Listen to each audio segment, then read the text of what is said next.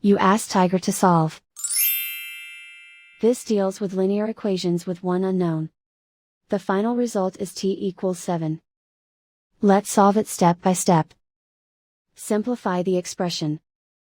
Expand the parentheses. Group all constants on the right side of the equation. Subtract 4 from both sides. Simplify the arithmetic.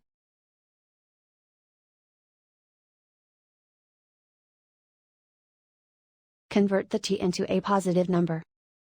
Multiply both sides by -1. Remove the ones. Simplify the arithmetic.